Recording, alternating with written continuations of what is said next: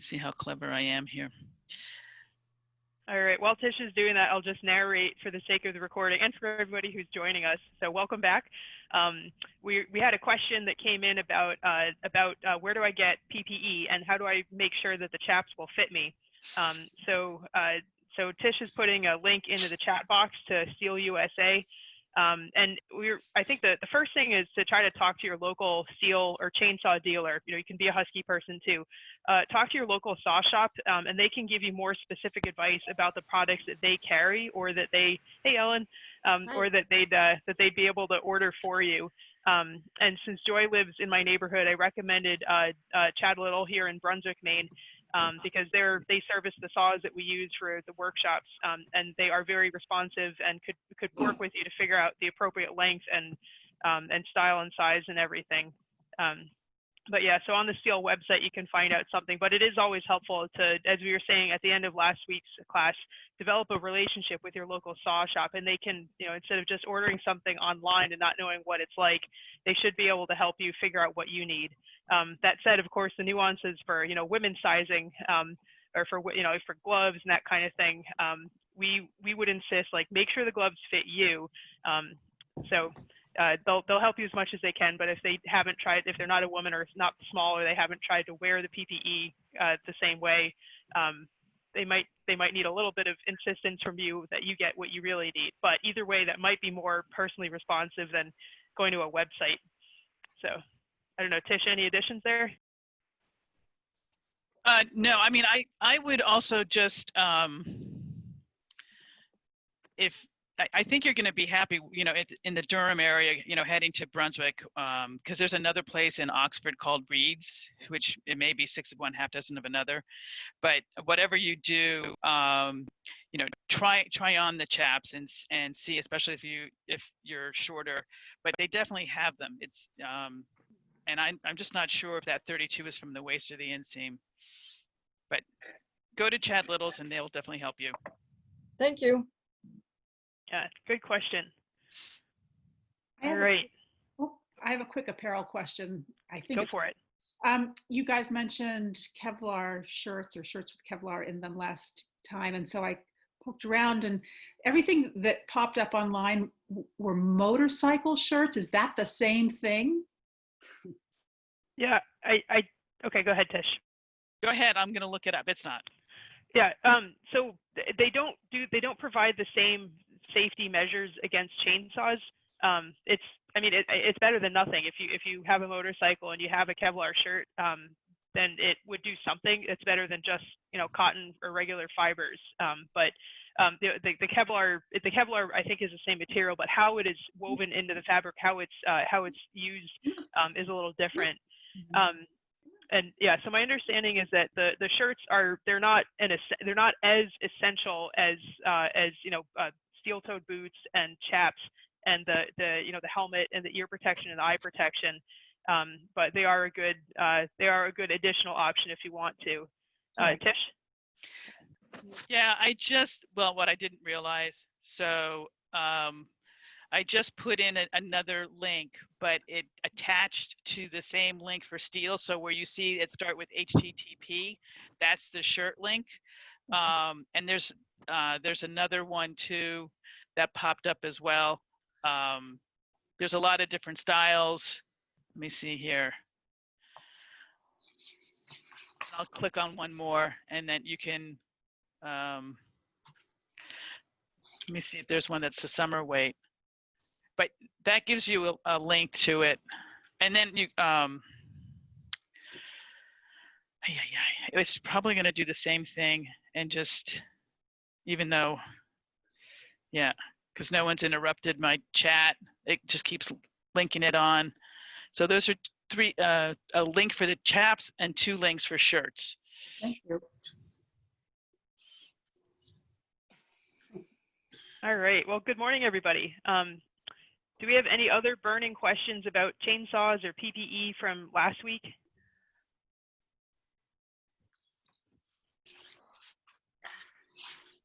All right. Well, while you're thinking of it, oh, Kathy, you've got some friends there. Yeah, sorry. Wonderful. All right. So while folks are signing in and getting set up, I want to introduce you to somebody here, Julie Davenport. Julie, can you give a quick wave? Yay! So Julie is with the Maine Forest Service, and she's just going to take a moment to introduce herself and talk a little bit about the Maine Forest Service and the services that they provide to woodland owners. Hi, everybody. Like Amanda said, I'm Julie Davenport. I'm a district forester with the Maine Forest Service, so I cover the Franklin County and southern Somerset areas. And a little bit about what we do is we're available as a resource to loggers or foresters who are looking for help understanding rules and regulations, setting up harvests. But in addition to that, we also do a lot of work and outreach with landowners like yourselves. So we'll come out and meet with you on your land. We can walk, we can answer questions. If there's certain goals that you have for managing your property, we can help you figure out the best way to do that and what some of the best methods are. Or if there's good folks to get in touch with, we can give you those contacts. And there's 10 of us that work in the state. Like I said, I work in the Western Maine area. I know from some of the introductions on your last call that some of you aren't from Maine, but I know a lot of the states have similar programs. But what I'll do is I've got the link for the state website that helps you find, you type in your town and it'll tell you who your district forester is and give you contact information. So I'll pop that link in the chat. Unfortunately, I can't stay for your whole training because I've got something going on today, but I was happy to be able to hop in and talk about what we do and meet you guys. I think it's really cool what you're doing. So yeah, thanks, Julie. I did just pop the link in. It's a hot link for me. So oh, okay. Yeah. Yeah, and even if you Julie, if you could type your email into the chat box, so you can always find your district forester on the website. But even if you have questions for Julie, then she can then she could link you with the right person. So just yeah, maybe that's a little. I was going to talk about what rangers do versus what district foresters do, but either way, you can ask Julie, and she can help you, or she can get you connected with the right person. Yeah, so just real quickly, because you mentioned it, so we have 3 kind of branches in the Forest Service. I'm in the policy and management division, so I work with landowners, loggers, etc. The rangers are kind of like our law enforcement. And then we have a 3rd division that's forest health and monitoring. And so if you ever have any questions about tree pests or diseases, or you are using your newly found chainsaw skills and find something crawling around, you want to know what it is, you can reach out to me. I'm happy to forward things along, but we do have a whole staff of people who are really good at what they do of identifying what's going on in trees. So. Awesome. Thanks so much, Julie. Yeah, does anybody have any quick questions for Julie while she's with us? Okay. So if you do have questions, Julie will put her info into the chat box. Heather says, my dad asked Morton Mosswell to walk his and my land. He was very informative. Morton is awesome. Yeah, he is super supportive, and he's a great resource. He's now the field team lead for all the district foresters. So you're lucky you got to walk in the woods with Morton, although all of the district foresters are great and very accessible and really nice to talk with. So, all right. Thank you so much, Julie. Thanks, guys. Have fun. Yay. Thank you. All right. So thanks again to Julie and the Maine Forest Service for joining us this morning. We're going to rock and roll on with our very full agenda for today. So allow me to give you just a quick agenda overview, and then we'll dive into our program. So we have a couple more minutes that where we can take some kind of burning questions from last week. At the end of this morning, we also have time to take new questions from today. There's plenty of time for that.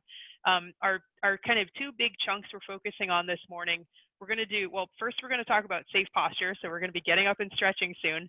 And then we'll talk about starting a saw. Again, we're not starting saws in this online workshop, but we're going to talk about the steps to starting a saw. Then we're also going to talk about safety planning and things you need to do before you go into the woods. And we have lots of time at the end for open-ended Q&A about anything that we've talked about or haven't talked about. And we have a little bit of evaluation and wrap up before the end, and that'll be another really quick 2 hours. It looks like a beautiful day outside here in Maine, so we'll get you out as quick as we can. All right. So yeah, Julie has put her email into the chat box. Come out and ask me. Let's see. And I think we are ready to rock and roll. So any burning questions from last week? We covered a couple, but we have time for maybe one more before we dive into the next unit. Any other burning questions from last week?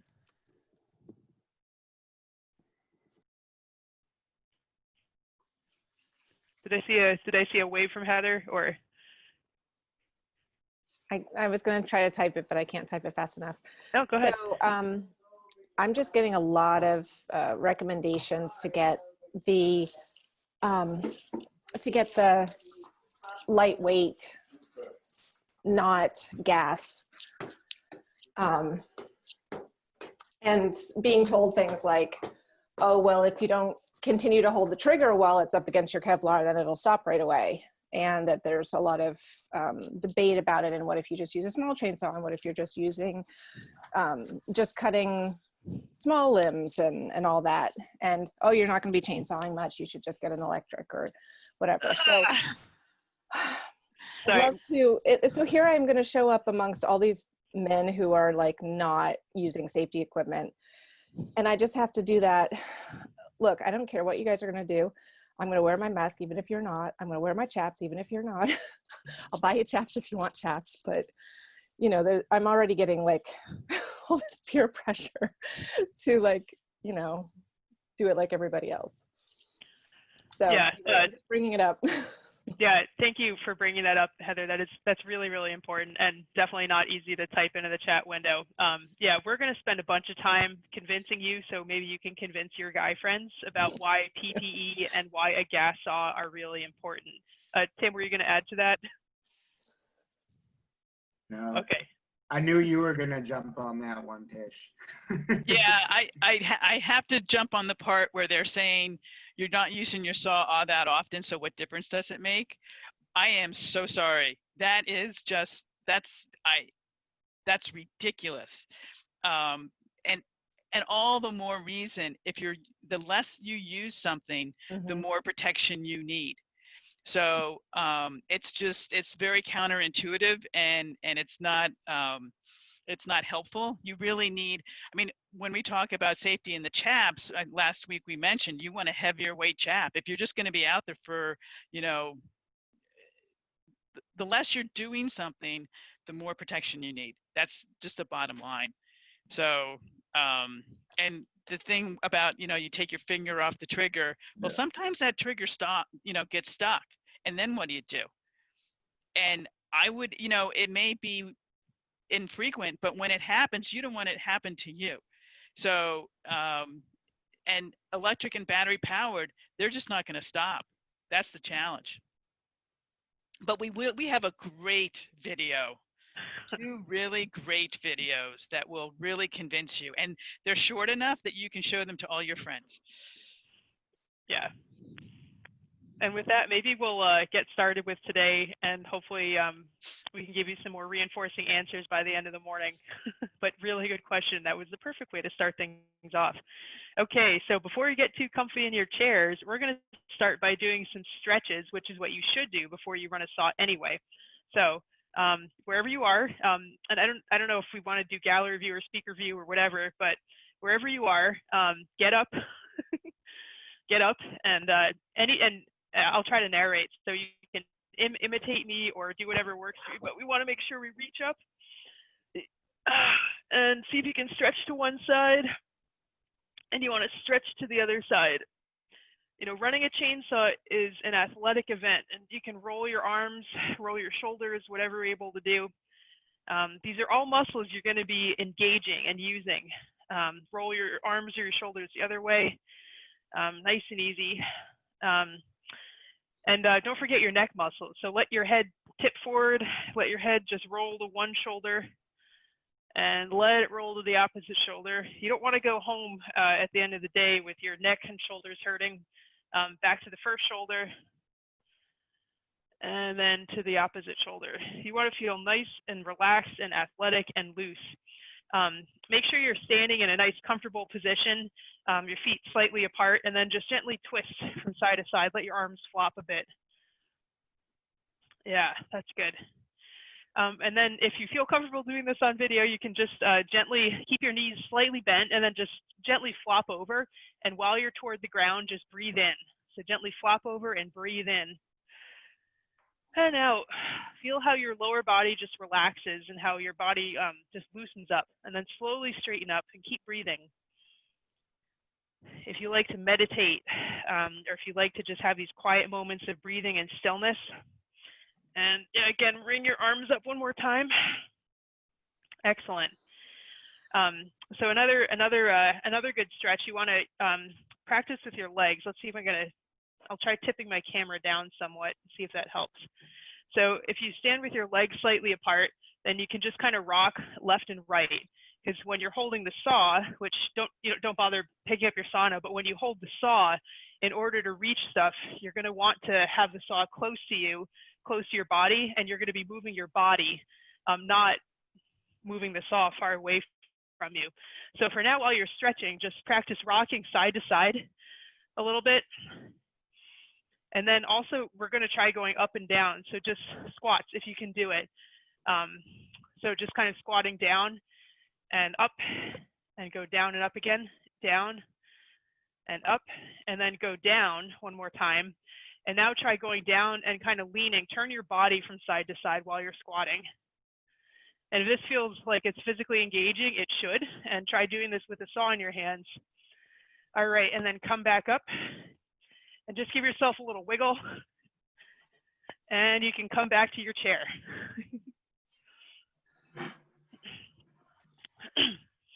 All right. So loosening up your body, doing some kind of stretching, you should do that before you do any athletic activity. And you definitely want to do that before you use a chainsaw and after you use a chainsaw to make sure that your body is in good shape. Tish, do you want to add anything to that? Nope, that was great, but it's so important to remember to do it because again, you don't want to be tired when you're using your saw.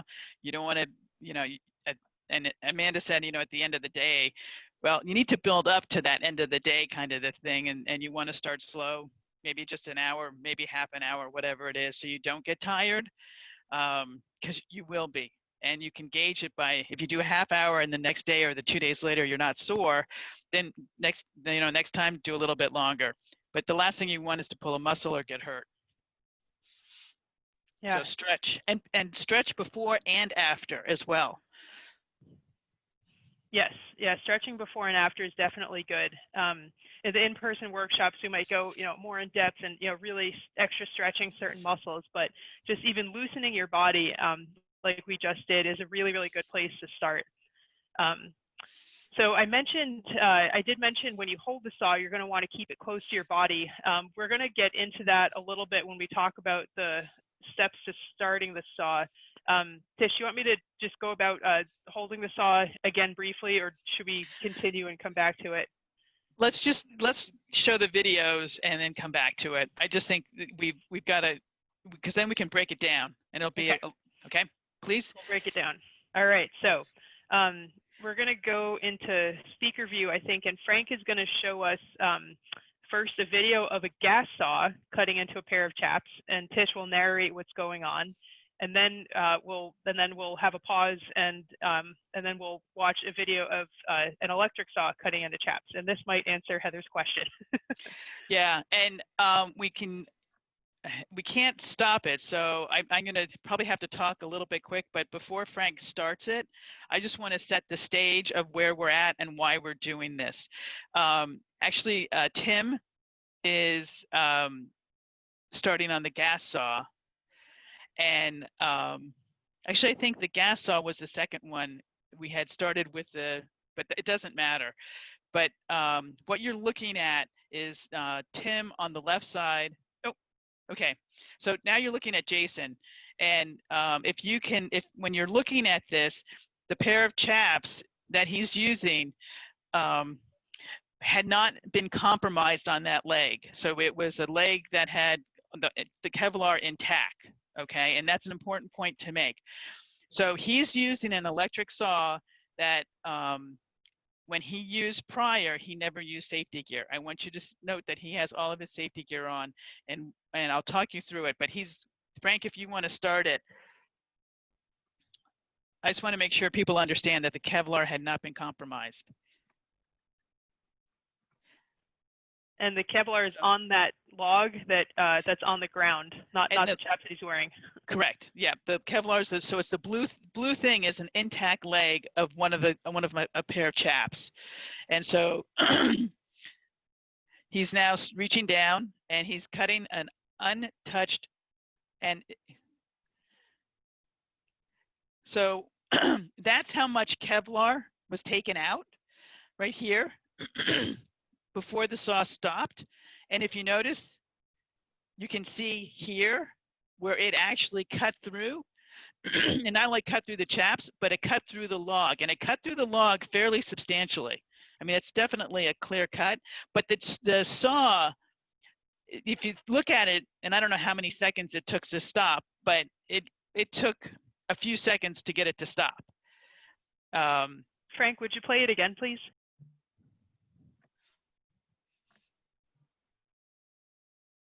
Maybe I can check to see how many seconds it took. There's much discussion going on here too, I have to tell you, but it's pretty it is kind of fun. But so that chap leg is braced right here.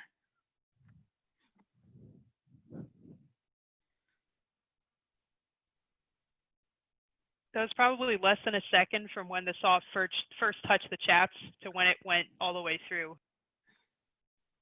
You think it was less than a second? But it went through. I don't know. It probably went down in about 1/4 of an inch.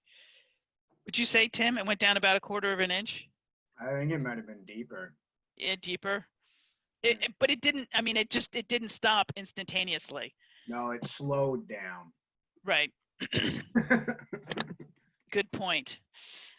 So the next one is actually Tim with his Husqvarna. And I have to preface this. The next one you see, it's the other leg of the chaps, which had actually been compromised. So that meant that I had cut them accidentally. And so some of the Kevlar had been pulled out, because then for the last 15 years, I've been using it as an example and pulling the, actually it's ballistic nylon. It's not Kevlar, it's ballistic nylon. So that's Tim. And this is the other side of the leg of the chaps, the blue part here. And again, it's braced. And what I want you to watch is, see what happened? You see how that twisted? Number one, it twisted. Number two, it stopped almost instantaneously. It stopped before your eyes could say to your brain, oh crap, it had already stopped, okay? But the other thing of interest is that when he put the saw down, it twists. That's why we want you all to get those apron styles, the wraparound styles. Because the apron styles, if it does that and it twists, it exposes your calf, which is not good. So yes, it did cut the chaps. Yes, it did cut a little bit of the wood, but understand that these chaps had already been compromised. So if it hadn't been compromised, it would not have gone through and cut the wood. But you can also see Tim's looking at, so this one is from the electric saw, and this is from the gas-powered saw. So those are the differences. But the big thing is that twisting aspect of it. And that's why we really, really want you all to get that wraparound style. That is critical.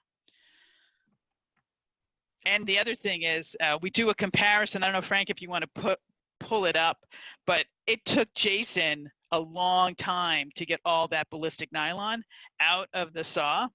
I mean, it didn't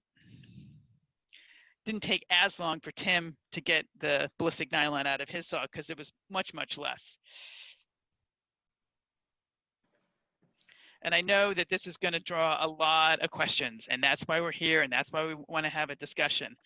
But I can't tell you how enthusiastic I was when we found out that Jason had an electric saw and we can do the test that we did with Tim and Jason, because it speaks volumes to the importance of chaps and the importance of not using an electric or battery-powered saw.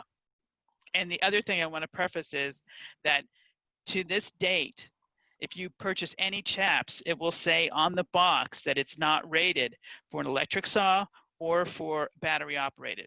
It's just not. They haven't designed a chap yet that can stop the saws. Even if you take your fingers off, it's still going to cut through.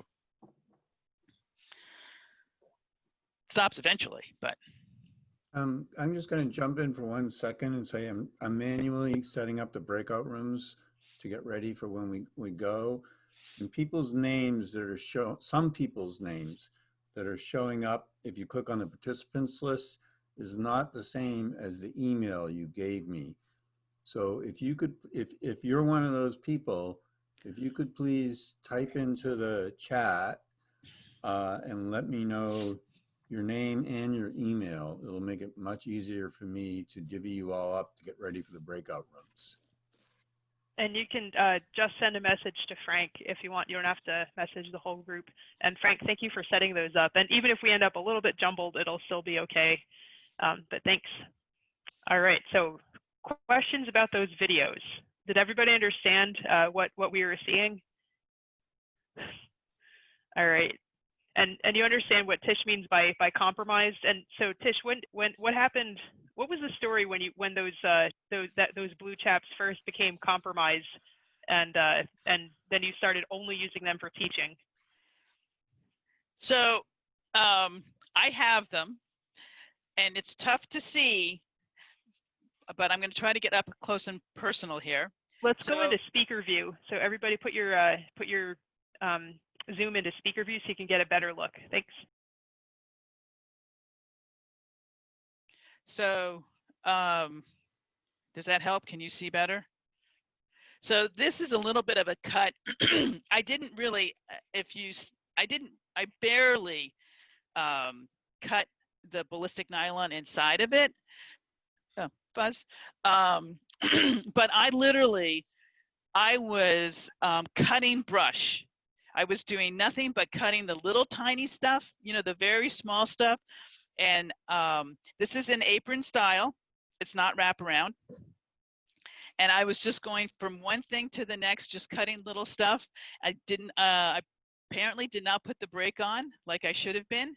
And I just nicked this. So my leg was in this. I nicked it. I stopped for the day, had my chocolate shake, and went home. And that's when I got these, the wraparound style. And in class, you'll see there's a huge weight difference between these, because these are thicker than these. And this is what was issued to me. I was working for a city at the time, and these are what was issued to me, like many places, because they felt it was necessary. But I've been using these as examples, so I'd be pulling thread out and showing people the ballistic nylon like I did last week. So just to show you though, so this right here is what happened with the electric saw. You see how much stuff, I mean, and it cut all the way through to the other side, okay? That's a little scary. I'm sure everybody can see that. Even compromised, actually I should take that back. So this is what the chainsaw did, the gas one. The cut is much smaller, as you can see, hopefully. Can you see that? Going back to the videos we just saw.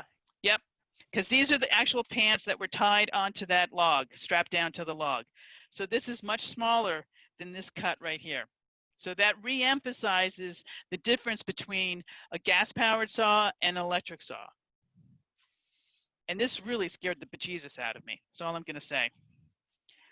Which is why I got the heavier weight wraparound style pants, because these are the best. They're awesome.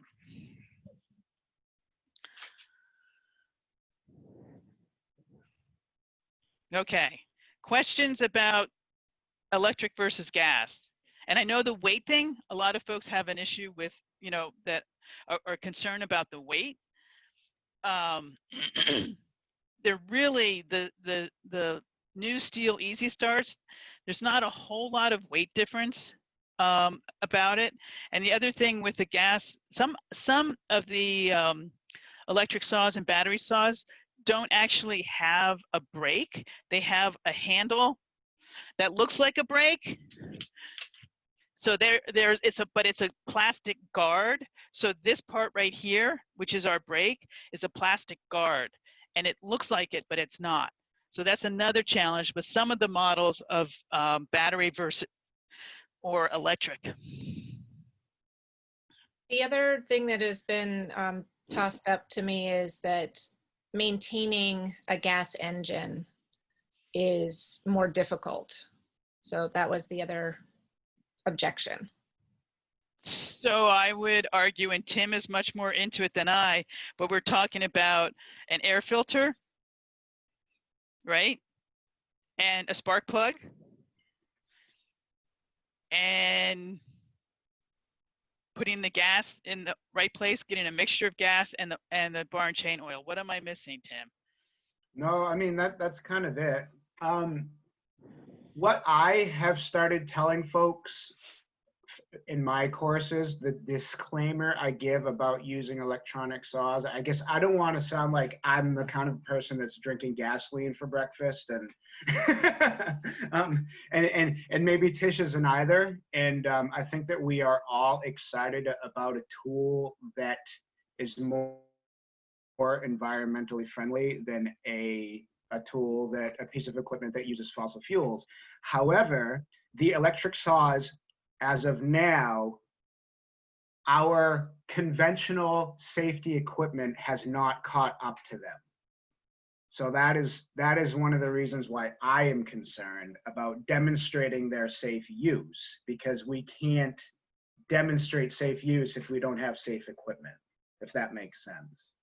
And there's a lot of other reasons too. Tish says they don't have brakes, and that's kind of dangerous too. Does that make sense, Tish?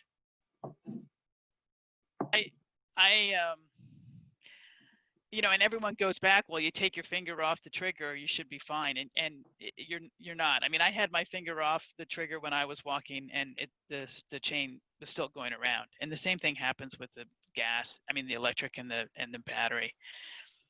Until chaps catch up, like Tim said, until chaps catch up with us, that's not a wise decision.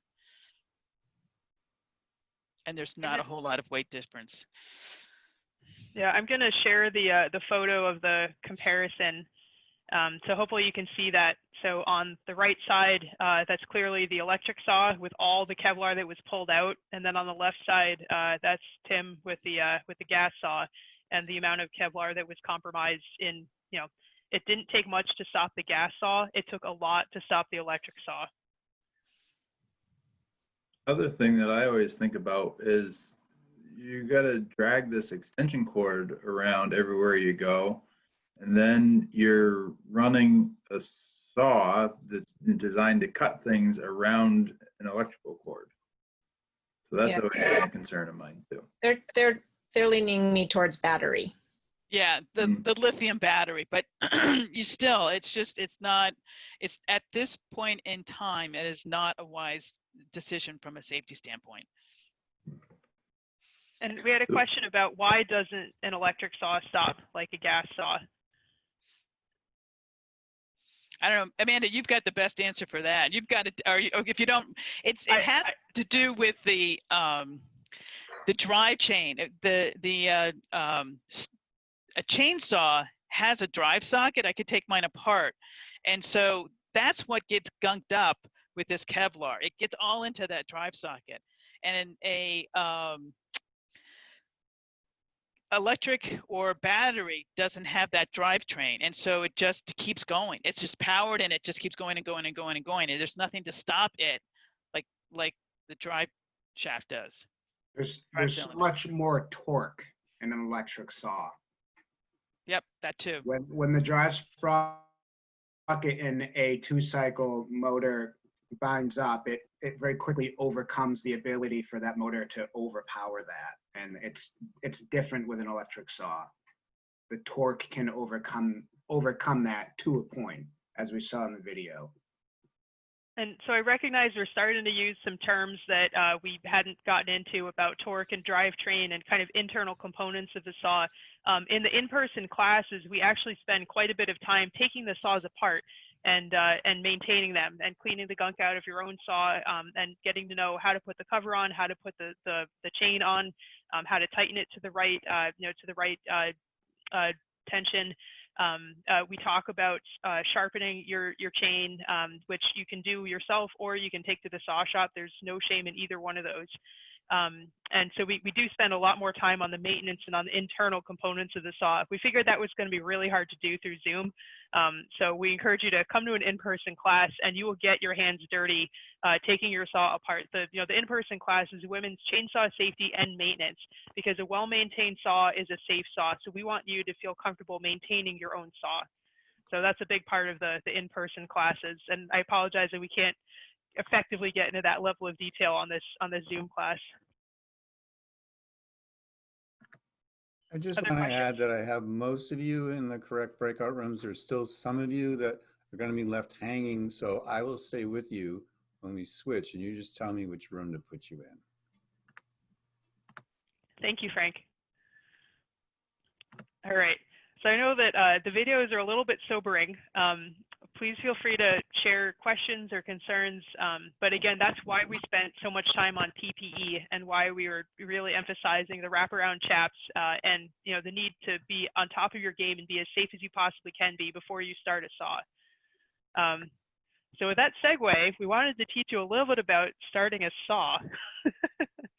And again, I think Pam Wells, who we've referenced before, wonderful woodland owner, and her truck is like a steel shop basically. But she talks about the joy and the fear of running a chainsaw.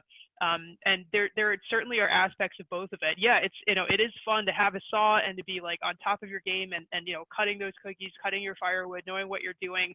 But that joy is tempered by a little bit of fear, just a safe amount of fear. You want to make sure that you're not just going blindly like on a roller coaster, trusting that it's going to be working. You want to know that what you're doing is safe and you've done everything you can to prepare for the safety. We're going to talk about those safe aspects after we talk about how to start a saw. So don't worry, we will come back to that. But we definitely recognize that there's a little bit of joy and there's a little bit of fear anytime you start a saw. Tish, you're going to say something? No. All right. Nope, you did a great job. Okay. So we're going to segue into starting a saw and the different steps to it. So Tish is going to do her best to demonstrate what that looks like with a steel. And again, we recognize that the switches are a little bit different on a Husky versus a steel. So we will go into breakout rooms and just kind of reinforce this like we did last week with the parts of the saw. And we'll see what we can do. The first time, since I'm still not good at starting a saw, the first time you start a saw, it feels like there's a lot of steps, but when we do these in-person classes, like this, the second day, it's second nature for everybody. And people don't really have a problem starting their saw unless there's something funny going on with their saw. So we're going to talk you through these steps the first time, just so you get a sense of what they are. And when we get to meet in person, we can practice and it will make a lot more sense. But we wanted to introduce you to these steps for now. So the first thing I'm going to do is put on all my safety gear, okay? So I'm going to put my chaps on.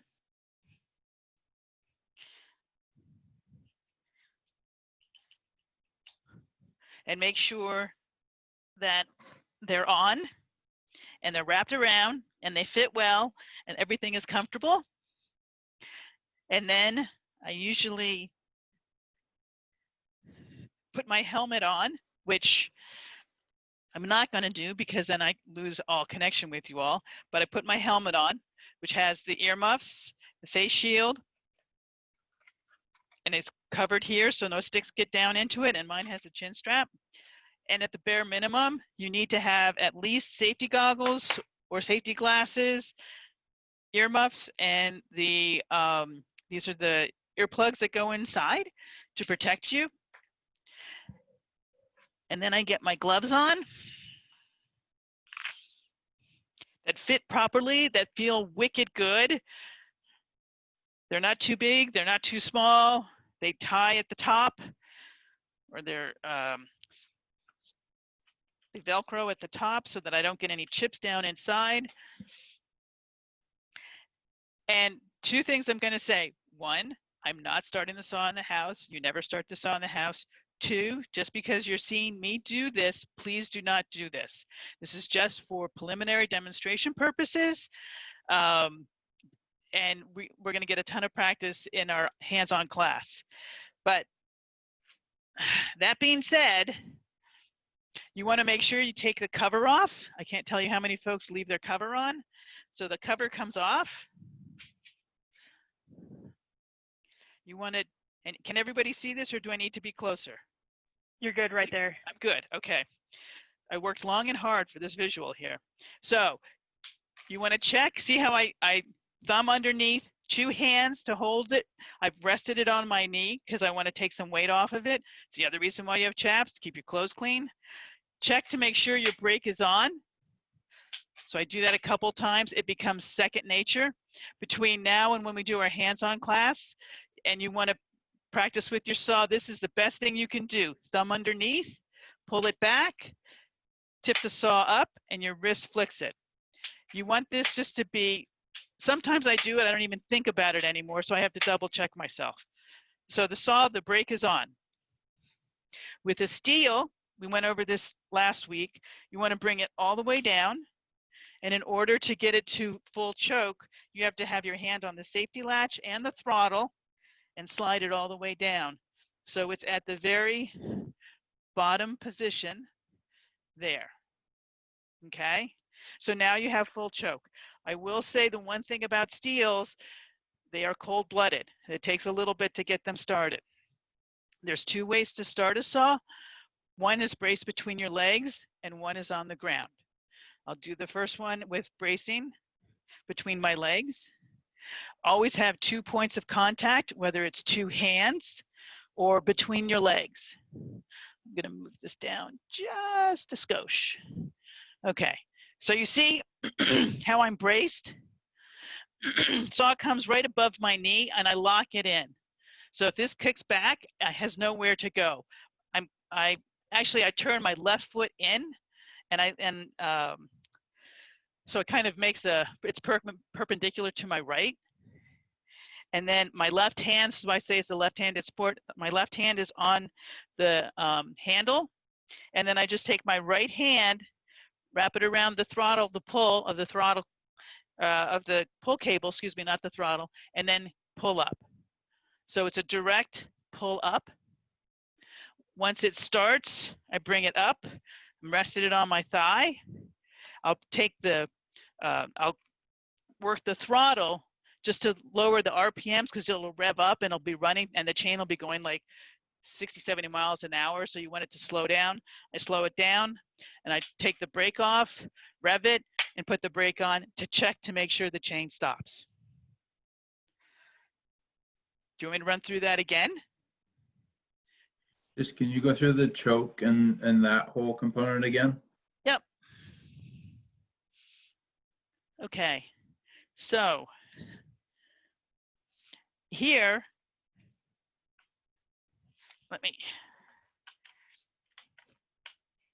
so on steels, there we go. Can you see that? There's a little stop up here. The black lever, when it's O for off, goes all the way down, but to get it all the way down, you have to, I'm going to do it left-handed, put your hand on the throttle catch, the throttle, and then slide it all the way down. So that, if you can see, this is all the way down, and then when it starts, it'll automatically, because it's not going to do it now because it's not starting, click to half throttle, which is right there. And then when it starts, it goes to I for ignition. And Husky's a little bit different. So Tim will be talking to the Husky folks when we do breakouts. Does that make sense? So, the big thing, sorry, the big thing is the brake. Make sure that brake is on. So if I can ask a question, basically you're saying that the saw manages the choke itself? that when you get it started, you don't have to manually flip it off choke to half choke. It just does it itself? Not with the steel. I can't speak for Husky, but I know with the steel that when you start it and you have it on full choke, okay, and it starts a little bit, but then it hesitates, bring it up to half choke, and then when it starts full, it goes to ignition on its own. When you hit the throttle, okay? So you don't have to keep flipping the buttons. But I do have to flip it to half choke once it gets started. Correct. And then when when it's on half choke, it's running really, really high and you can hear it. And then you put your hand on the safety throttle and the throttle and it automatically moves up to ignition. And then the RPMs come down. Okay. Okay. I watched the video that you had on a link to where I think it was Pam started hers, and she actually had it on the floor. She pulled it. It started to sputter. It didn't actually catch, but that's when she put it to half choke. Correct. And then she continued to pull until the whole thing caught. Correct. Exactly. Okay. Yep. So it does. It sputters, and when it sputters, you move it from full choke to half choke because you don't want it to flood. Okay. There's no primer bulb on a steel. On some of them, they have it, but not on this one. And there's no decompression button either, which is a thing that helps it start. The larger saws usually have a decompression button. You don't have it on the easy starts. And what Pam was starting was an easy start. So when she was pulling up, it was actually winding something inside the starter that gave it the compression it needed to start. And that's why it kind of sputters. So I recognize this is definitely hard to to teach without the actual live sound and so forth. So we're trying to give you the introduction to it, recognizing we're falling a little bit short without a real live demonstration. So as Joy mentioned, one of the videos I sent does show Pam starting a saw cold, which again doesn't always go perfectly well the first time. We are, Tish, don't go anywhere. I'm right here. Okay. So we are going to break out in just a moment to kind of go over these steps again. And yeah, Tish, if you don't mind, one more time before we break out, just the 5 steps that that we wrote down in the agenda to reinforce. I'm wondering if I can say those and you can kind of show us what they look like in order before we break out. Yep. And if I could just add, I'd still need, everybody's assigned except for Ellie Hardig and Emily.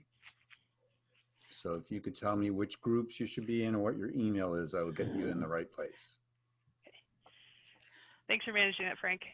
All right, so the first step, of course, is PPE, making sure your PPE is on, your helmet is on, your ear protection is on, your face shield is down. So Tish will stop you if you haven't, if you try to start your saw without your face shield on. But all right, so we've done that. So step 1 is we might need to tip the camera down a little bit. So step 1 is to step and brace, 2 points of contact with the brake on. The brake is on. So that's step 1. And then step 2 is to choke. So we have the on switch, and then we're going to prime the saw. So the on switch, and we'll be priming the saw. Goes all the way down. I think you all can see that. So it's now all the way down. Whoops. Okay. Right down to there. Then I take it back. And step 3 after choke will be to pull start and listen. So then Tish would brace and pull start. Left hand holding, brace between my legs, 2 points of contact, and then I take my right hand and I pull up. Yep. And so then it'll be, sorry, go ahead, Tish. I was going to describe the sound. Go for it. Oh, so yeah, so once you've pull started, then it's revving pretty high, so you need to cool it down a little bit. Step 4, the choke is off, and you want to get it to the low idle or kind of to the warm up sound. So it goes from kind of a high rev it goes from kind of a high rev to more of a purr. So that's the half choke right there on your steels. And then you do the same thing. Yep, and then the last step, make sure you're ready. Then you would take the brake off, give it some throttle, and test the chain brake. So it should be revving it up. The brake is off and should be, and then throw the brake on and make sure that that chain stops. See, I can't, my chain is now stopped. I cannot move that, which is what you want. Whereas this is off. Now you notice it's still resting against my thigh. I'm using my body to brace this. And now I can just slide it fine. Brake on, you get nothing. So we have a,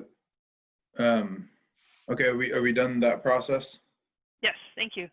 Okay, so we have a question about your stance when doing the pole start.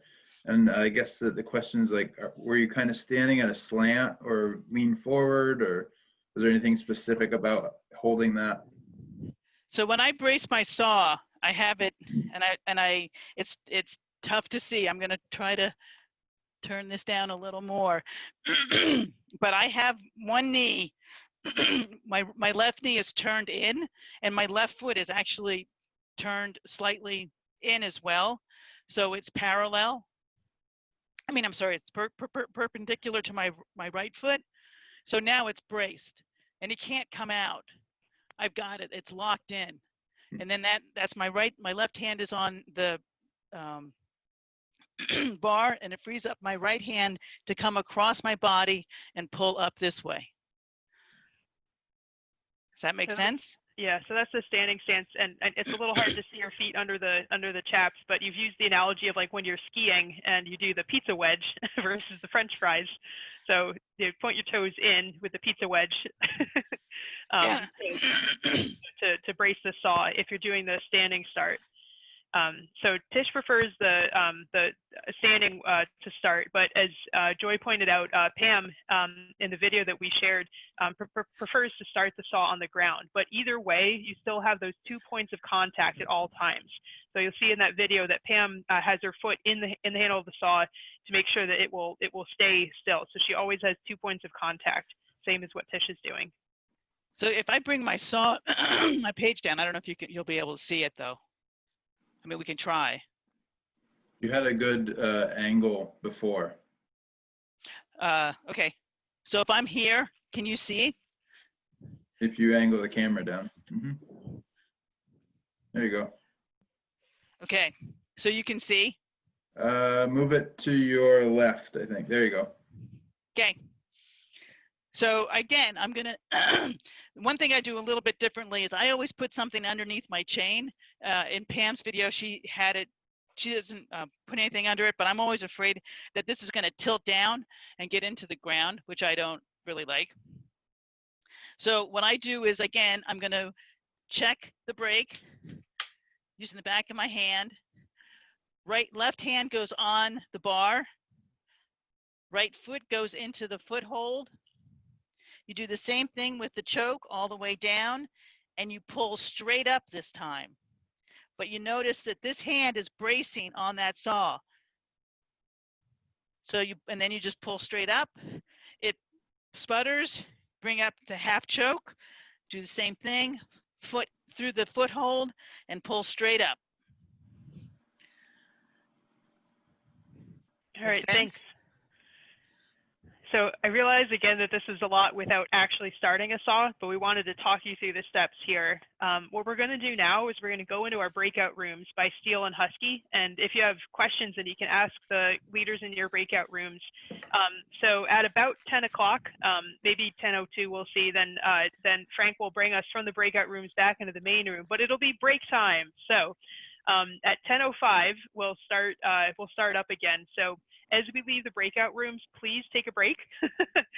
Get up, get some tea, walk around, use the restroom if you need to, and that'll segue us into our last stretch. So we're going to go into breakout rooms. And Tim, just before we get into our next section, while everybody's coming back, I asked our instructors if we had some good questions from the breakout that we wanted everybody to hear. So one, kind of building on what we were just talking about with an arborist saw, our group also had a question about the size of the saw. And I don't know if Tish and then Tim, if you're willing to address, like, what's a good size saw for the average, woman landowner to have? I think my prerequisite is to make sure that if the saw came back and kicked back, that the person holding the saw could control that. So we had someone in our workshop or our breakout room that had a larger saw, and that's fine. I have no idea how strong someone's upper body is. My concern is making sure that if that saw kicks back with all that energy that it has when it's going 60 some odd miles an hour, you can stop it from hitting you. And in most situations, that brake's going to go on automatically because of the way it's designed when it kicks back. But on the off chance that it doesn't, then you need to be able to stop it. That's the big thing. Hey. I just heard another way of considering it. Somebody said that they like, and this is a man, but he likes a larger saw because he doesn't have to bend over as much. I don't know, is that a... Tim, do you want to address that one? If that makes sense, if you want a huge saw with a long bar. The only thing I can really add to what Tish said was a good few questions to ask yourself is what you're doing with a saw. Yep, if you're processing for yourself 5 cord of hardwood a year, maybe the smaller saws aren't going to fit that bill. And then the saw that you get that might have a stronger motor for processing 5 cord of firewood a year is not the same size saw you need if you're cutting small saplings around your field edge for 1 weekend a year. The dealers can do a pretty good job of steering you in that direction if I think you come prepared with this knowledge and skill set that we are giving you to talk to those dealers. That makes sense. But yeah, there are many different size saws, many different models for a variety of different things. But I would caution you that a bigger saw doesn't necessarily mean that you have to have a larger bar on it either. I have an 18-inch bar on my saw because of the fact I do a lot of firewood and I don't want to bend over, especially as I get older. Mm-hmm. And you may think that 2 inches isn't that big a deal, but when you're cutting a lot of firewood, it is. And my little saw, I've got an 021, and it does great.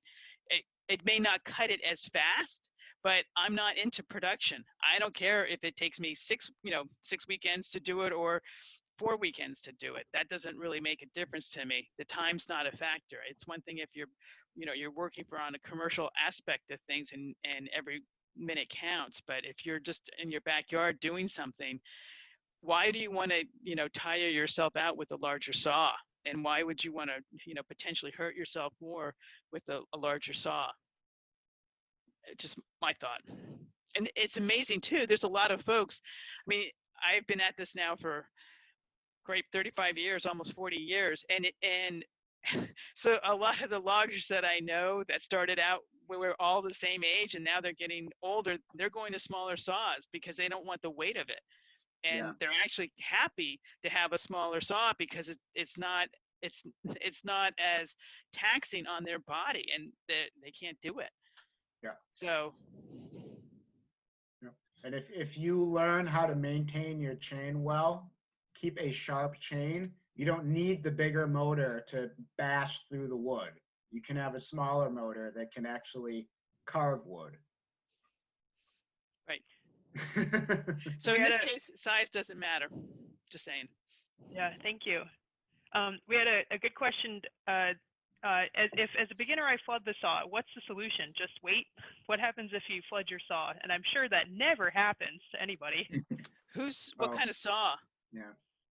Is it a Steel or a Husky or John Surrett or Echo? We'll have to wait in the chat box, but with yeah, with any saw, I guess I think we have maybe a couple minutes to address the questions about if you've flooded your saw, what do you do? But then also once the saw has been warmed up and running, what's different in how you start the saw? Oh, and sorry, it was a Husqvarna that has gotten flooded. Yeah, it's not unique to Huskies though. Starting cold. My trick is to lock the throttle again, because that starts it at the higher engine speed. But remember too, when locking the throttle, it's going to want to spin the chain, so the brake must be on. Brake is always on when we're starting the saw. Thanks. And then Tish, would you mind addressing quickly if you're restarting a warm saw, what's a little different in that? Especially if you have a Steel, because it will flood also. If you're starting a warm saw, depending on how long it's been started, you may not even need to put the choke on at all, whether it's full choke or half choke. You may just want to start with I for ignition, which is just halfway down. So you have the number O. I don't have my chaps on, but I don't want to get dirty. Hang on. So if it's warm, you may just want to put it onto I.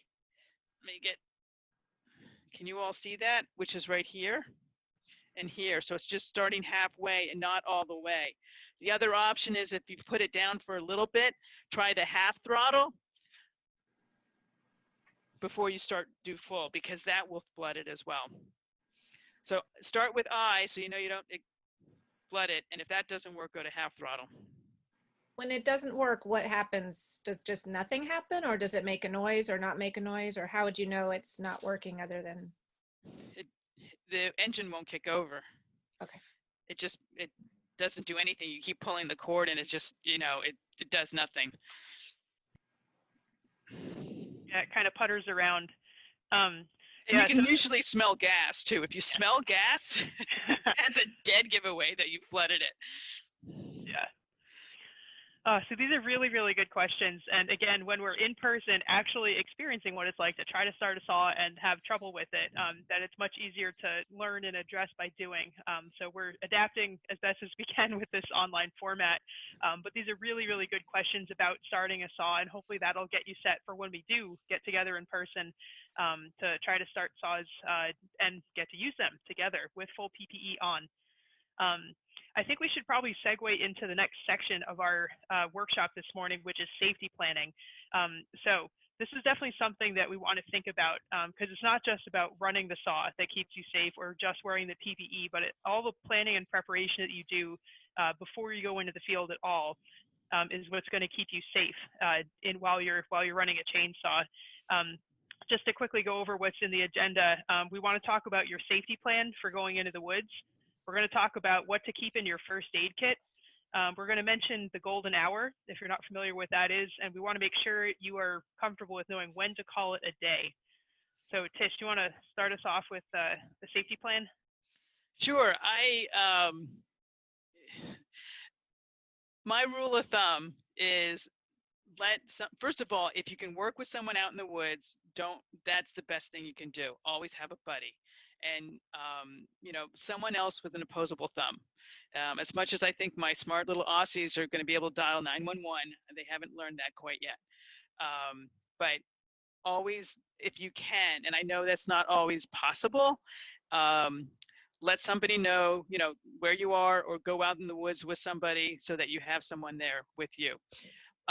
If that isn't possible, then at least let somebody know where you are. I know one of our other instructors, John, works out in the woods a lot by himself on his property. So he lets his wife know, this is the area where I'm going to be, kind of a deal with an anticipated time when he's going to be back. It's always good to have a check-in. If you think you're going to be gone all day, I'll check in around 10, I'll check in around noon, I'll check in around 2. Granted, if something happens at, 10:05 after your check-in, you know, it might be a little bit tougher, but at least you have some sort of check-in and a cross-reference. The other thing that is really important is to, if something changes in your plan of where you're going out for whatever reason, you know, again, let somebody know where you are. Stuff happens, and the thing is that stuff happens so very fast that you really don't have a lot of time to think, and you need to make sure that you are really well prepared. One of the things that I bring on, because I don't trust my cell phone, especially here in the great state of Maine, you can't count on them to be reliable, is I have a whistle with me, because I can blow a whistle a lot longer than I can yell for help. And that's assuming that you're even conscious, which will, you know, too much stuff can happen, really. So those are really kind of the big things. Be sure you're visible. Make sure that you have if you can, have someone with you. If you don't have someone with you, make sure you at least have a check-in, so that you're going to be checking in with someone. They know exactly where you are, and that you have some sort of a safety mechanism. I mean, I whether I'm out in the woods or you know, riding the horses, I always, you know, let somebody know where I am. Tim, what would you add to that as far as just before you head out to the, oh, and bring water with you. Make sure you have water with you as well. As far as safety Going out planning, before you head out in the woods. Before I head out in the woods, I don't know that I have much to add to that. I guess things that go through my head. Well, if you are driving your wood lot, make sure that your vehicle is pointed toward the road, Yes. so that if Good you point. need to jump into it, you don't need to drive, do multi-point turns just to get out, get stuck in the mud or whatever. I like to know where the nearest hospital is, and I like to know how to describe where I am, so that if I need to talk to an operator, I can give clear details. I don't want to be searching on the phone for the nearest hospital, how to describe where I am after I've cut my leg. Yep. And I'll just reiterate that the same thing goes for farming, and with our tractor safety classes, we stress the same content. And we've got a terrible story of a farmer who got his hand stuck in a piece of equipment. He hadn't told anybody where he was going, and he stayed out there, luckily with his dog to kind of keep him warm and everything, but he was there for 3 days before he freed himself. Yeah. Yep. So, you know, same thing can happen in the woods. And it does. And it's a tough, you know, I'm past the 4th oak tree in the backyard. So setting up some sort of a system so that people can know where you're going is super important. Yeah, and speaking of the backyard, even if you're just, you know, working on a relatively small property, then tell somebody in the house and make sure that they can check on you or check in with them periodically. Because again, if something happens quickly, which it often does, then the quicker you get help, the better off you'll be in the end. And I think one of the biggest things that folks need to understand is realizing when you're tired and stopping before you get to that point of being tired, because you may not realize how tired you are, and that's when something's going to happen. I mean, when we're in the course, usually our second day, you know, by early afternoon, everyone's pretty whipped because they're not used to doing this, especially if you're like a weekend warrior. And goodness knows, with us, everyone being virtual, we're sitting a lot more than we ever have in the past, you know. And if you're not getting out and walking, you're not getting out and doing things, you're going to get tired a lot more easier. And that's right, correct grammar. And you just, so being aware of yourself and knowing when I've had too much, and being able to stop ahead of time, especially with a lot of, you know, women landowners. It's not a commercial operation, whether we do it today or we do it next week. It's not going to make it or break it in most cases. I mean, I know, you know, Ellen's got the orchard and timelines with that, but still, work smart. Don't, you know, and work in a manner so that you're more effective and you're really aware of where you are. And I'm going to stress again the fact that you really do not want to be working if you're upset for any other reason, because that's going to affect your safety. If you're thinking about something else other than what's in front of you, which is the wood, you don't want to be out there. Part of the safety plan. It might not be as relevant now, but I was the safety buddy when my dad was cutting firewood as a kid back before cell phones. And as a 6-year-old, I remember playing by the truck. So my instructions were stay by the truck and honk SOS if I need help. So it was like, okay, somebody's gonna know what honk, honk, honk, honk, honk, honk, honk, honk, honk, or the other way around, I can't remember, but it was just, those were my instructions. Thankfully, I never needed to use them. But that's a really good safety plan. Someone thought ahead, because, it's like, having a whistle. You can honk for a lot longer than you can yell, and that made good sense. So that was good on your dad's part. I don't know if it's still the case, but 3 sounds, whistle toots, sometimes gunshots in a row is an international signal of distress. Oh, really? I believe so. Oh, cool. I always learn something. At least in older times. So 3 whistle toots, 1, 2, 3. May not be widely recognized anymore, though. So I am dropping something in the chat box right now. It's a farm emergency action template. And, anybody who's working on larger properties, I really strongly encourage them to go through this exercise and to share that information with their local emergency first responders. So this is, more geared towards commercial operations, but it really helps you think through, who are the emergency contacts that we need to be aware of. It helps you to map your property so that you can put, this is this section of the forest that we're going to call Zone B. And then you can call someone who has that same information and say, we're in Zone B. So just something to consider. Yeah, and same thing would go if you're going up to camp and you might bring a chainsaw with you, or you're going up to camp. Or if you're just working out in the 10 acres around your house, same thing. That if people have that information ahead of time, they'd much rather have it than not have it when something happens. So preparation can go a long way to ensuring your safety and the safety of the people you care about. Yeah, I'm just going to share one very, very quick story that we had. I was working for a nonprofit a number of years ago, and when I left and the volunteers continued working, one of the volunteers, because one of my things was you could never go out working on the trails by yourself. You had to have a buddy with you. And one of the volunteers, after I'd left, chose, and the person was a forester, worked out in the woods all of their lives, were comfortable. They thought they could just go ahead and do something. They had, so they went and took it upon themselves to not notify the nonprofit. They didn't tell anybody where they were, nothing, no cell phone. And they ended up having a tree come back and break their leg.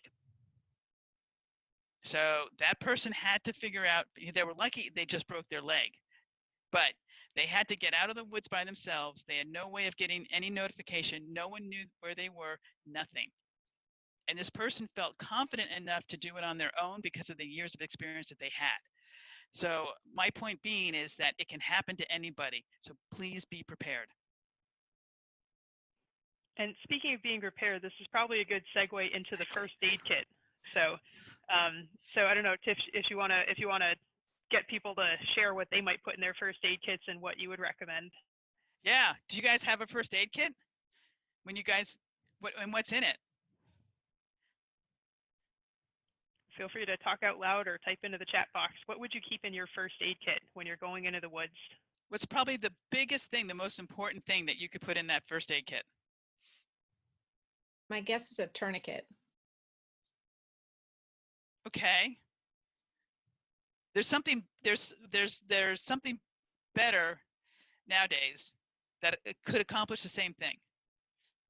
But a tourniquet works. A clotting powder stuff. Yeah, something to stop blood. Exactly. Yep. Yep. They actually have things now that fit inside the pocket of your chaps. It's a, the blood coagulant first aid, and the first aid kit fits right inside that pocket of the left leg of your chaps, so that you can actually put it there. I mean, some people put it on their belt. I know, Tim, you have one that you have on your belt. So you can reach it really easily, and it's small, but usually it has some sort of coagulant in it. What are some other things? Someone type duct tape. Actually, duct tape is a really good idea too. It really is. It's amazing what you can do with duct tape, and it can act as a, hold something down. We had another comment, not necessarily a first aid kit item, but I always have extra water and electrolyte tabs after a scary experience with someone in heat stress. That's good too. The one thing that I always carry, I usually have a bandana. I usually wear a bandana underneath my helmet just to help keep the moisture out of my eyes and my face.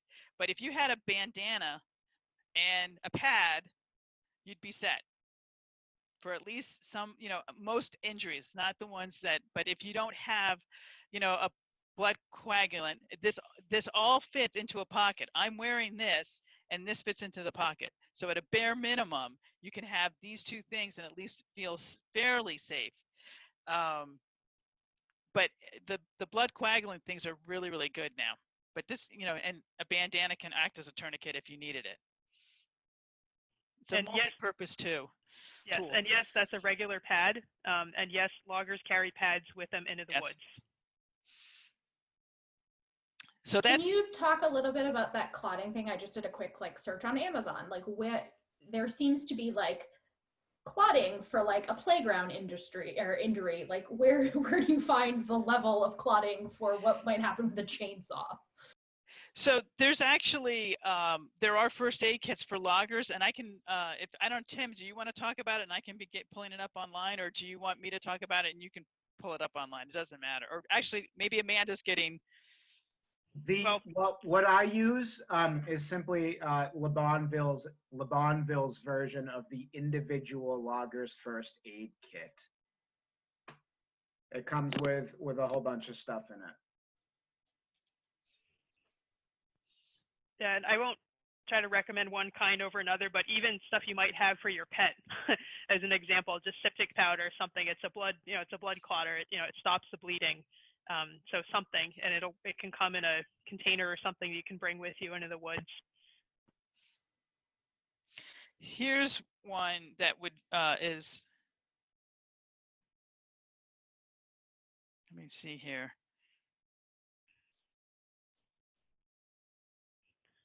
So while Tish is looking for additional blood coagulant recommendations, what other items might you want to put in your first aid kit or keep with you in the woods?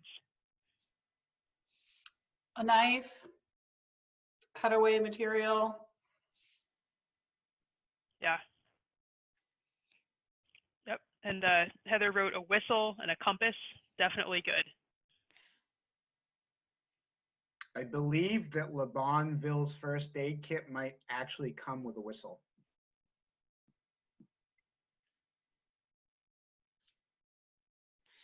There's one, but the reason why I selected it is because it fits right in to, and it has a lot of things in it.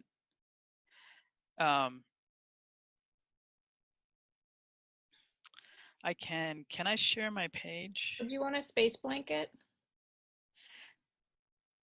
You can. I mean, that's not a bad idea, but the biggest thing is and the other thing to think about too is, let me get back on here, is that let's say you go someplace out in the woods or even on your property, and you drive there, put a written directions as to where you are in that truck or in that vehicle, so that someone also has a backup just in case. Because then if they find your car and they know where you're headed, that will help as well. That's just another little safety tip, but not I mean, maybe as a part of your first aid kit, you want to have that too. What else should be in that first aid kit? I think the comment about the space blanket, if it's wintertime and it's cold, and if you're going to a remote area, if there's a chance that you might need to be still for a while in the cold, waiting for help, then it would be very nice to have a space blanket of some kind nearby. Even if you can keep it in the truck, if you're not too far from the truck, that would be a good item.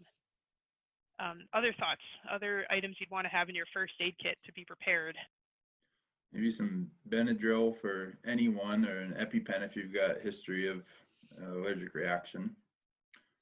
All sorts of wasp nests out there in the woods. Oh, yeah. Snickers are high calorie. Yep, that's a good suggestion as well. Sort of antibacterial cream or something.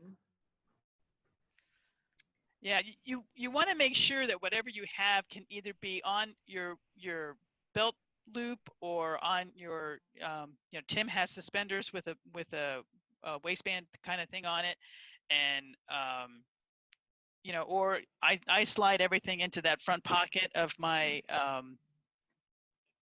chaps so that it's within easy reach, because you don't want to have something that you can't get to quickly. That makes sense. So to see what Tim has, it's small, easy to get to, and it's within reach.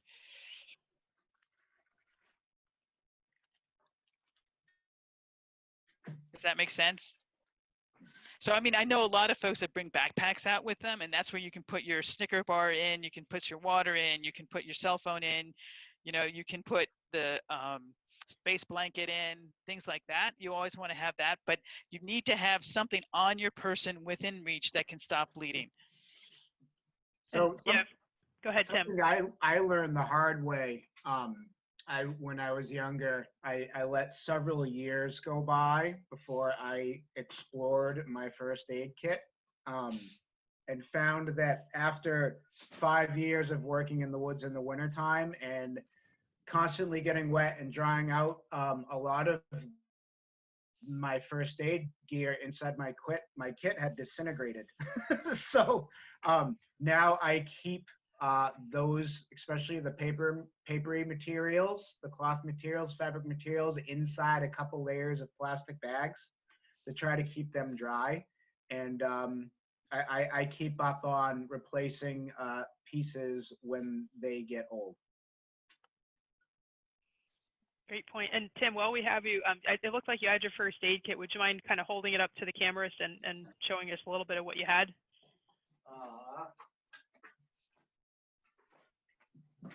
I put it away. So it's a Lobonville's Logger's personal first aid kit. It was given to me. This pouch was actually given to me by John Cullen. Was a wedge pouch that was being sold by Lobonville, which unfortunately they've discontinued because I wanted to continue buying these for our land stewards so that they could all have first aid kits attached to them. But any pouch, if you like sewing things, I learned how to make a pouch, I think, in home ec in middle school. Here's my whistle right there available to me. Great big Ziploc bag. Inside the Ziploc bag is a smaller Ziploc bag. Maybe a lot of layers to go through, but it's amazing how quickly even plastic bags can get nicks. If they get any moisture in there, then that holds the moisture in there and things begin to fester. But large piece of gauze, towelettes, disinfectant towels, rubber tourniquet, rubber gloves, things come apart. And smelling salts is basically the gist of Lobonville's version, and it doesn't apparently come, or it does not come with the blood coagulant, which I would like to get. That's awesome. Thank you, Tim. And while that was going on, we had a couple more comments into the chat box related to ticks. So tick avoidance and preparation are definitely things you want to do. So check out the chat box for a link to that toolkit and some tick references as well. In terms of tick preparedness, fabric with permethrin in it is definitely more effective than fabric without permethrin. So if you're able to get permethrin infused fabric clothing, permethrin, I'll spell it, then that would help prevent ticks. There's more studies being done. There's some studies being done about permethrin effectiveness and other things. But regardless, think about ticks and be prepared. That's part of your PPE, though for different reasons. You can spray your clothes. You don't have to buy clothes that have permethrin. You can buy permethrin and spray it onto whatever clothes you want to wear, which is what we do here just because there are so many ticks and we're always out. Yeah, and you can also mail away your clothes. Insect Shield is the brand. I think they're in North Carolina that sells some of that stuff. But anyway, so tick preparedness is something to keep in mind as well. All right, just doing a quick time check.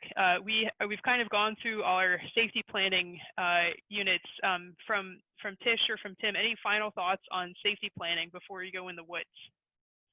Yeah, I'm going to reiterate, just because I think it's a really, really very important point, is to make sure that you understand when you are tired before you are tired, because that is probably the biggest safety thing that you can do to mitigate any injuries and not need to use any of the safety gear, is knowing when you're tired. And what's interesting is that you get, it's like Amanda was saying that Pam says there's an upside and downside to using a chainsaw. It really is very empowering. It's and exciting, the work that you can get done with it, and it's a little bit of an adrenaline rush. So you get that adrenaline rush going, and sometimes you don't realize exactly how tired you are until you stop, and then you're like, whoa, maybe I should have stopped 20 minutes sooner. It's knowing that you should have stopped 20 minutes sooner that's going to help mitigate any issues. So again, when you start out using a saw, start out small and just short time periods so that you understand where your limits are. I think that's the biggest thing. Tish, you had that saying, never cut that last tree. Do you want to explain that? Yeah. So I taught skiing. I mean, I still teach skiing. I don't want to tell you how many years, but I never take the last run. I never. And I always tell my students, never take the last run. And I've kind of used that theory here with teaching chainsaws too, because I've talked to a lot of loggers, and a lot of times, this is not anything statistical, it's just anecdotal, but it just seems like a lot of accidents happen with that last tree. I'm just going to take that one tree down and they're going to be done for the day. Don't do that. Don't take that one tree down. Just call it good. The one you got down safely was where you stop.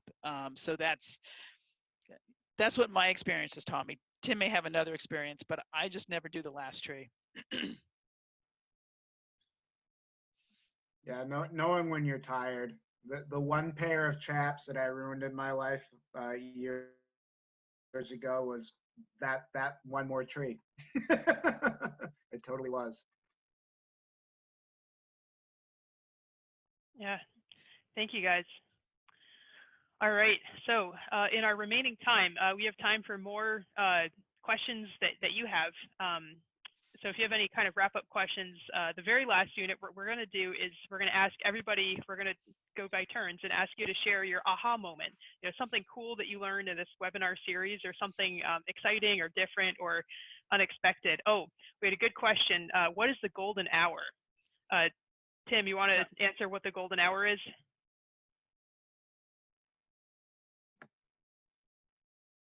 That's a Tish. Okay. Golden so, hour, right? Yeah, it's fine. You have, medically speaking, you have a time period when you can recover most successfully, and that's that first 60 minutes. So if you don't have anyone reaching you, and again, it varies with the person, it varies with the temperature.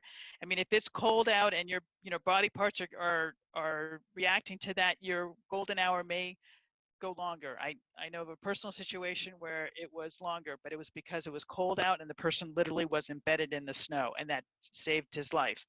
But if typically you have this window of opportunity where you're going to have the highest success in managing it over the long term and having a successful outcome, and that's that first hour.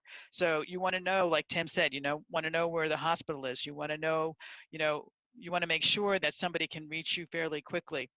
It may help to know where life flight is, where they're the closest. If I had, if the folks that personal experience that I know, if they had known that it was going to take them 30 minutes to get life flight there, they may have done something differently in how they handled the situation, but they didn't know.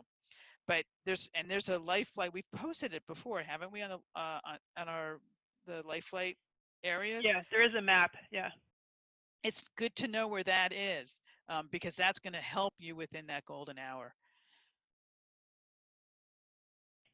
Great, thank you. Is there gonna go ahead. Do you teach how to plan how to fell a tree? So go ahead, Dish. We do sometimes. It really depends on, we always demonstrate it so people can see how it's done correctly. Either Tim or John will demonstrate how to fell a tree. And I'm assuming we demonstrate how to fell a large tree using a bore cut, or a plunge cut, which is a very safe method of felling larger trees. We also demonstrate how to fell smaller trees. Some classes we can get to it, some classes we don't. It just depends on the class. We have offered an advanced class where we've done more felling of smaller trees and of the larger trees. And hopefully we can do more of those. But we do always demonstrate it so people know the right way versus the wrong way. I had a tree land on my house by a contractor who was sure he could could fell the tree and had done a lot of chainsawing and all that. And he ended up fixing the house, and thankfully nobody got hurt. But that's one of the big reasons why I wanted to do a chainsaw safety course, is to learn a little bit about the physics of it and how to make those decisions about what's an appropriate tree to try to cut down and what's not. So I'd love to know about advanced courses. We can do that. And it's good to know that the person that was cutting the tree had insurance, because not everybody cutting trees has insurance. Yeah, they did. Yeah. We had another question in the chat box from Emily, who's in South Carolina, and she's wondering if there are hazards unique to the cold and cutting.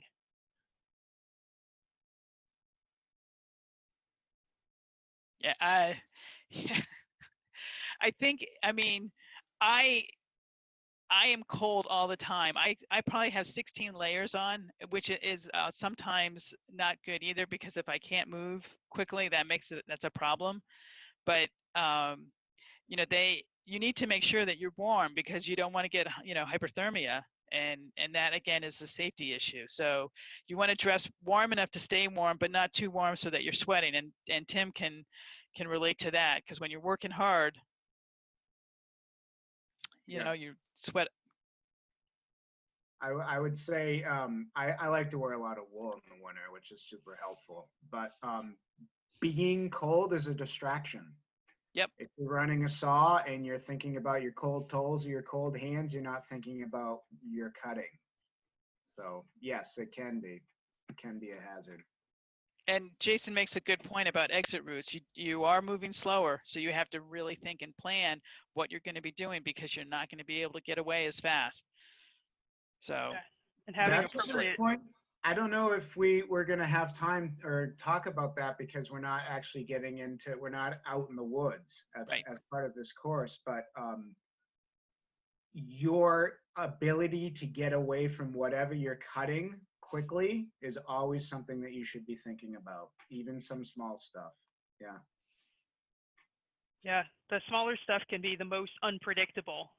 Absolutely. Again, it's much easier to see outdoors in action. And again, in that folder that I shared, there's some videos that'll share some aspects, and we might add additional videos there. But the best thing is to get out in person, which we hopefully will be able to do soon. So in the 11 minutes that we have remaining, I would love to hear from everybody. if you're willing to share an aha moment or something cool that you learned in this workshop. And at the same time, I'm going to ask Leonora to post a link to an evaluation form. It's easy, into the chat window. So if anybody's willing, if you have something, an aha moment, something cool that you got out of this course, we'd love to hear, and I hope I get to call on everybody. But please share if you have something. Feel free to type in the chat box or just open your phone line and say it out loud. What the two handles were on the top of the saw. One of them's the brake, which I had no idea. Great, thanks, Ellen. Yeah, good point. All right, and again, Leonora's just posted the evaluation form into the chat window. We'll email you it as well. But if you don't mind clicking on that link and filling out the evaluation form in about 10 minutes, that would be great. Let's see. Rachel said, "Oh, how to position the body to operate the brake efficiently."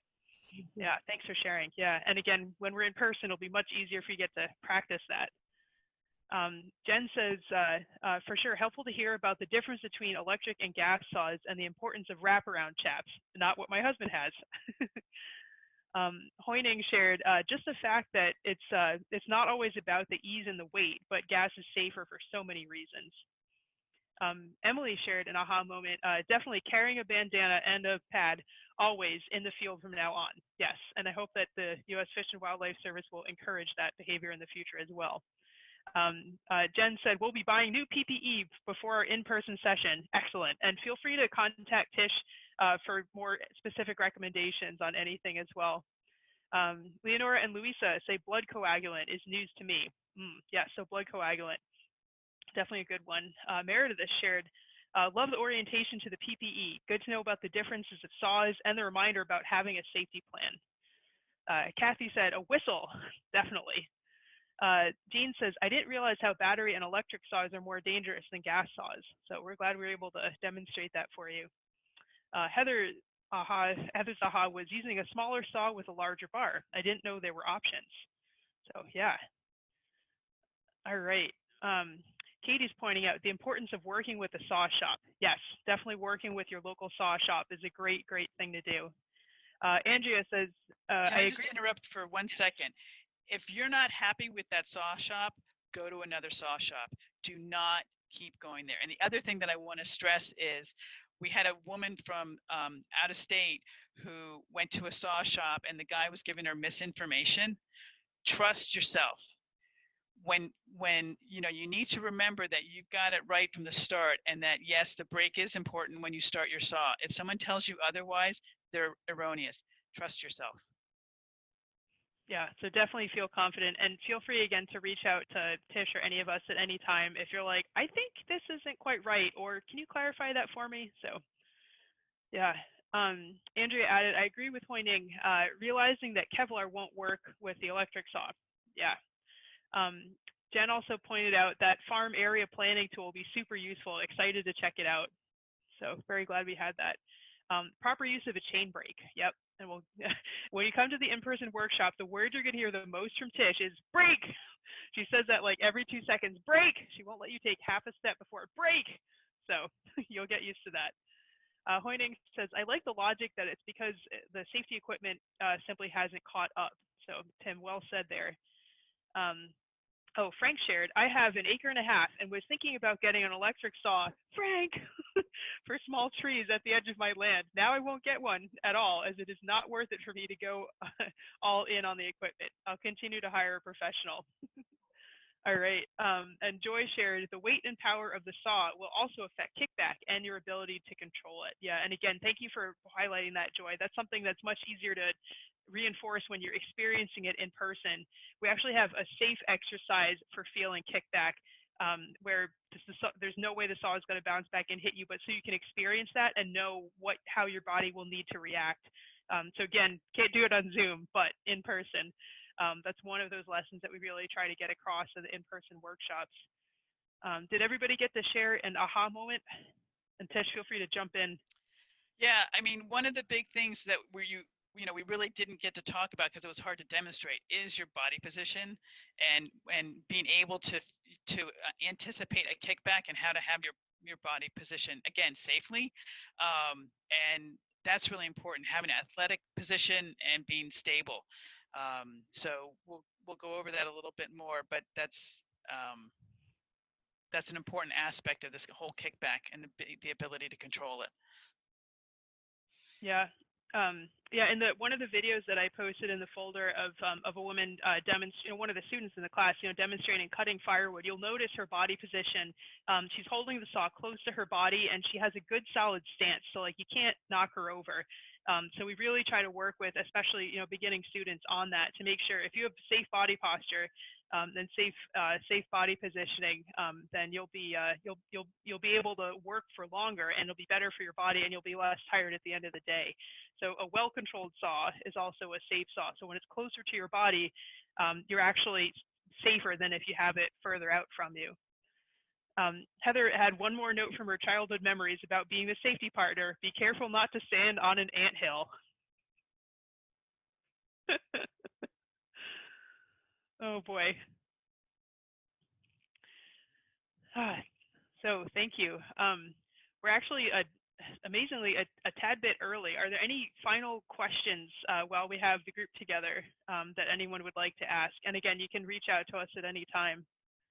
Oh, Hoining said, are there any last words of wisdom from the instructors? So that might be a good way to wrap up. So Tish, what are some last words of wisdom? I just want to encourage you all to get involved. I really think that it's very empowering to be able to do a lot of the things on your own, but safely. It's always so exciting at the end of our 2-day session, the level of confidence that folks have gained from working with the instructors just over 2 days. It's hands-on, really, but it's that empowering that is so exciting and so important.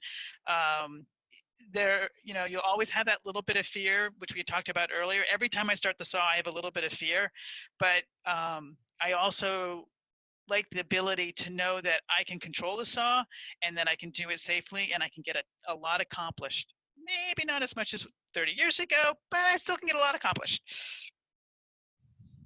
Nice, thanks, Tish. And Tish, if you don't mind putting your email into the chat box so folks can reach out if they have questions. Tim, what are your last words that you'd like to share? I love that empowerment comes up over and over and over again from folks that take these courses. I think that's great. So feel empowered while being safe and have fun. Awesome. Thank you, Tim. And Noah, you definitely helped out in our breakout session. Noah, do you have any final words you want to share with folks? I guess I might just mention that chainsaws are an incredible tool to really actively engage with your woodlot. And once you feel comfortable with these skills, like the world is your oyster. I think you'll walk out into your woods and see something totally different than you saw before. I think that's exciting. Yeah. And we're getting a reminder to save the chat. You can save the group chat, and we can also email it out with a link to the recording in a little while. But if you want the chat for now, definitely click the 3 dots and save it. All right. Jason, do you have any last words that you want folks to take away?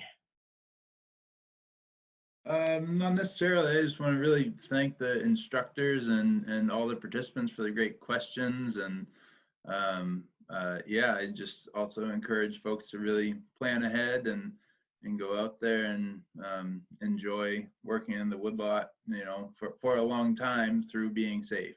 So. Awesome. Thank you. And a huge thanks to Frank also for manning all the technical stuff behind the scenes and getting us into our breakout rooms as well. So thank you. So to everybody out there, I'll wrap up a minute early and just say thank you for, as Jason said, for being part of this. This was a huge experiment, and we hope that you got something good out of it, and we hope that we'll all be back in the woods safely together soon for more in-person learning.